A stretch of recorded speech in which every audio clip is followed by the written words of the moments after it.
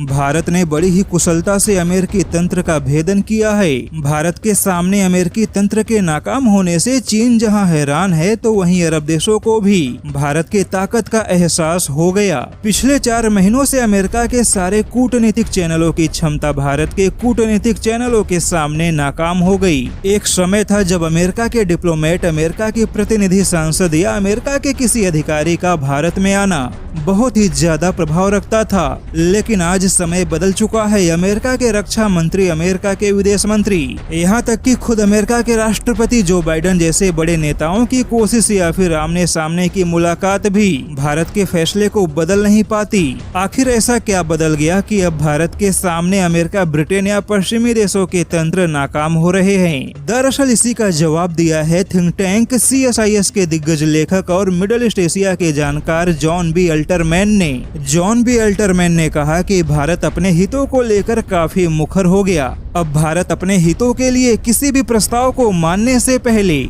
एक लंबे बहस की प्रक्रिया में चला जाता है और भारत इसी बहस के दौरान अपने तथ्यों, हितों और आवश्यकता के आधार पे खुद की स्थिति मजबूत बना लेता है। वहीं भारत की विदेश नीति काफी सशक्त और काफी सक्रिय हो गई, जिस वजह से अमेरिका के तंत्र अब भारत को एक झटके में प्रभावित नहीं कर पाते। और जैसा कि हाल ही में भारत के विदेश मंत्री ने खुले मंच पर 2 टूक जवाब दिया कि यूरोप की समस्या को दुनिया की समस्या बना देना और पश्चिमी देशों के संकट को दुनिया के लिए संकट बता देने जैसी राजनीति अब छोड़ देनी चाहिए। ऐसे में भारत ने पहली बार अपने ऐसे कठोर बयानों से अमेरिका और सभी पश्चिमी देशों को यह बताना चाहा कि अब भारत किसी भी परिस्थिति में अमेरिका और पश्चिमी देशों के किसी भी फरमान को मानने के लिए बाध्य नहीं है। यानी कि भारत एक एक करके अमेरिका के सभी तंत्र को भेदता चला गया और भारत अपने इसी मजबूत इरादों के ही दम पर सबसे कठिन और सबसे विषम परिस्थिति में भी रूस और अमेरिका दोनों के साथ बराबरी में हाथ मिला रहा है।